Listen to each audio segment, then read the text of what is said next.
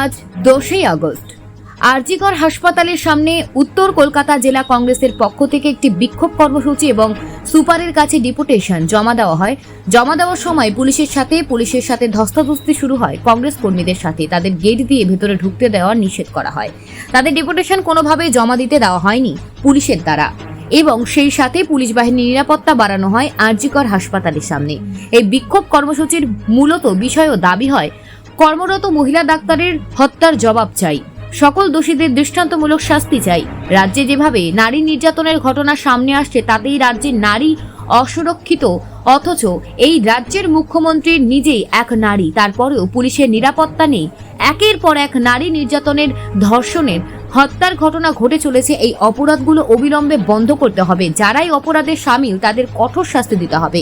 তার এই প্রতিবাদে আজকের এই বিক্ষোভ কর্মসূচি। এই কর্মসূচিতে উপস্থিত ছিলেন উত্তর কলকাতা জেলা কংগ্রেসের কমিটির সভাপতি শ্রী রানা রায় চৌধুরী, অন্যান্য শীর্ষ নেতৃবৃন্দ, কংগ্রেসের এবং কর্মী সমর্থকেরা। Bureau report, news prime Times. একজন মহিলা ডাক্তার যদি সেফ না হয় থাকতে দেবেন না দিদি। যদি একজন মহিলা ডাক্তার সেফ না থাকে তাহলে কে সেফ এই রাজ্যে? আমরা চাই, এখানে সিসিটিভি ছিল না, বহিরাগত মানুষের অ্যাক্সেস কি করে হলো? আমরা উত্তর চাই এবং পুলিশ আমাদের ঢুকতে দিচ্ছে না। আমরা সুপারের সাথে দেখা করতে চাই, একটা ডেপুটেশন দিতে চাই। আমরা শান্তিপূর্ণভাবে এখানে এসেছি, পুলিশ আমাদের ঢুকতে দেওয়া হচ্ছে না কেন? আমরা উত্তর চাই।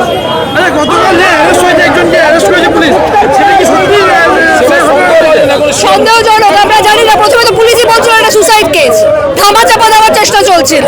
দেখুন, এরকম বিষয়ে কলকাতা শহরের বুকে এরকম একটা ঘটনা ঘটেছে, এর থেকে খারাপ কিছু আর হতে পারে না। একটা মহিলা ডাক্তার তার জীবনের কতটা দূর এগোতে পারতো, তার জীবনটা চলে গেল। আমরা চাই যে সরকার একটা ইনভেস্টিগেশন প্যানেল করুক।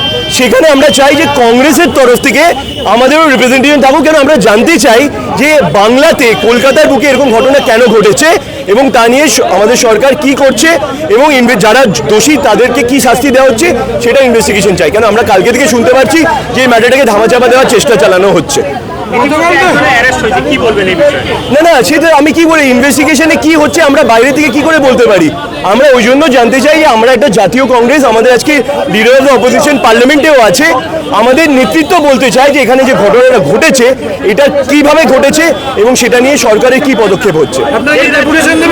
হ্যাঁ, আমরা একটা ডেপুটেশন দিতে চাইছি সুপারকে, যেখানে আছেন যে আমাদের তরফ থেকে যেন ইনভেস্টিগেশন প্যানেলে আমাদের রিপ্রেজেন্টেশন থাকে। আমরাও জানতে চাই যে কি ঘটেছে।